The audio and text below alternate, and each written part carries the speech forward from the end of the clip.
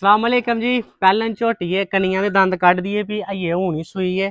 ਸਾਰਿਆਂ ਭਰਾਵਾਂ ਮੱਝ ਦਾ ਤਸੱਲਾ ਦੇ ਨਾਲ ਝੋਟੀ ਦਾ ਸ਼ੌਕ ਕਰਨਾ। ਪਰਾਂ ਦੀ ਢੋਰੀ ਸਮਾਈਲ ਮੱਝ ਨੂੰ ਜ਼ਰਾ ਵੀਰਾਂ ਨੇ ਘੁੱਟ ਕੇ ਝੋਟੀ ਦਾ ਸ਼ੌਕ ਕਰ ਲੈਣਾ ਇੱਕ ਵਾਰੀ। ਮਾਸ਼ਾਅੱਲਾ ਜਨਾਬ ਵੱਡਿਆਂ ਜੋੜਾਂ ਦੀ ਝੋਟੀ ਹੈ। ਥੱਲੇ ਜਿਸ ਤਰ੍ਹਾਂ ਵਲੈਤੀ ਗਾਈਆਂ ਬਣਦੀਆਂ ਨੇ ਉਸ ਤਰ੍ਹਾਂ ਮਾਸ਼ਾਅੱਲਾ ਬਣ ਕੇ ਸੂਈ ਹੈ।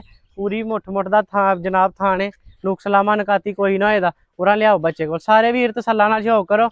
और सील साहू भी माशाल्लाह इन्नी की निकली है जिहदी इंतहा कोई नहीं। पूरी नस्ल वाली पूरी जानदार मझ। खलारो जी बिस्मिल्लाह पढ़ के पचाओ बजे माशाल्लाह। ए वेखो झोटी का काम जनाब। 10 बंदे वारो वारी थले बह के चो लैन। ये चेक करो जनाब।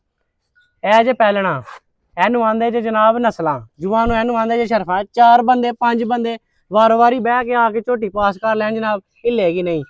थणा दी बिल्कुल पास निकली है। मझ पोली करन लगे किसी बंदे नू पसंद होए 0307 58 143 नंबर है। पिछे स्याह काला कट्टा है जिस तरह आप स्याह काली है माशाल्लाह।